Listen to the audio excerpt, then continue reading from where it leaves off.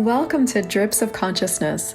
I am Christel Crawford, and you are invited to a completely different world where my epiphanies in consciousness could change everything for you. I've been musing on something this morning that hopefully I'll be able to put into words. I suppose if I can't, I'll just stop talking. I was on Facebook, like I am, when you have an online business. Either you or someone is on Facebook. And I was just scrolling through, and for the last year probably, I've been noticing that there's not a whole lot out there that super inspires me. And this morning I was sort of musing on what that is a little bit more. I've gone through different phases with it. You know, I'm bored. Oh, I'm just aware everybody else is bored, etc. I can't even find words for all the different phases. But today I was looking at it and something occurred to me.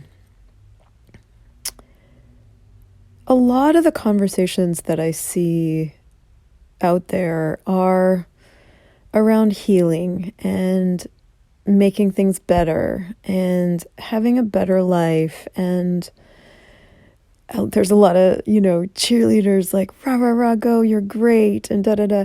And none of that stuff is bad. In fact, I love that my feed is filled with mostly that. I don't get almost any of the political stuff or the hate or sadness or, any of the heavy energies. There aren't any really heavy energies.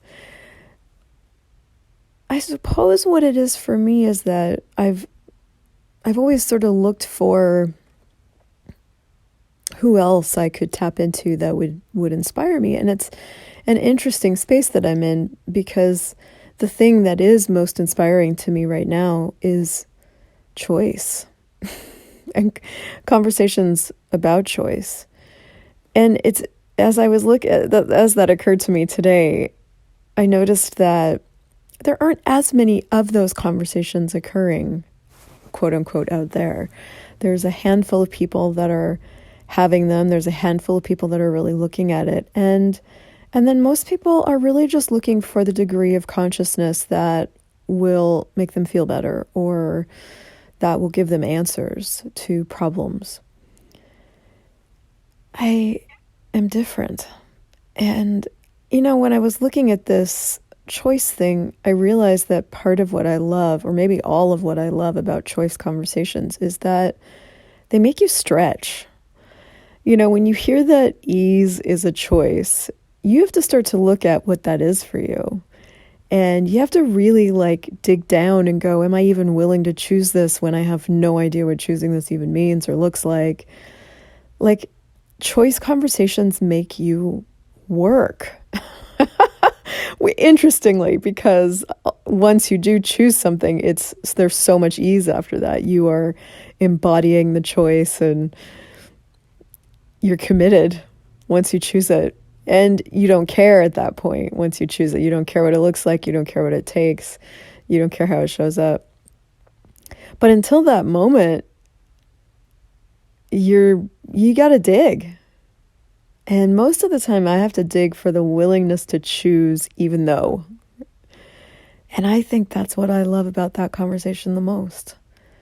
When I look at having any difficulty, let's say in my relationship, temporary difficulty in my relationship, I look at what choices do I have here that I'm not choosing? What could I choose that's different?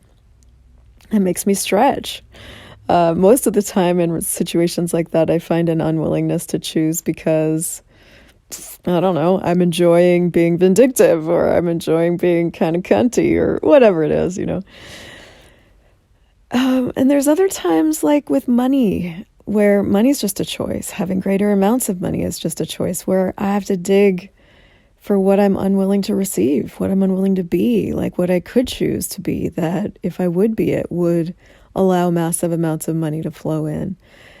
And so they end up being kind of bigger conversations, kind of intangible conversations, whereas I suppose healing something is maybe a little more tangible, right? Like if you have a wound on your skin and you're looking at what it takes to heal it, you're trying things and seeing results or not, and then trying other things. But the target is to see results.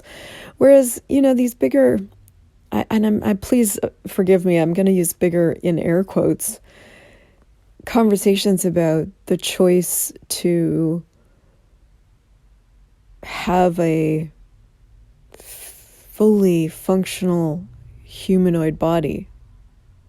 Well, that doesn't have a what it looks like attached to it, right? Like, what does it take to embody as the humanoids we truly are, and choosing that, regardless of it making sense or you having any proof that it'll work or any of that.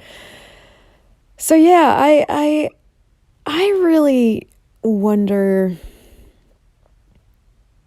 what other conversations we could add to the world, and what other conversations we could be that inspire us. Like if you're having that same sort of thing where you're scrolling and you're not inspired, I'm really curious about the conversations you would have about what you could contribute to the bigger cacophony that would, by you being you, would make you stand out. Thank you so much for listening to this show. My target is to make consciousness easy to find. So if you enjoyed this, please leave a 5-star review, and also share this with a friend who you know might be looking for more consciousness in their life.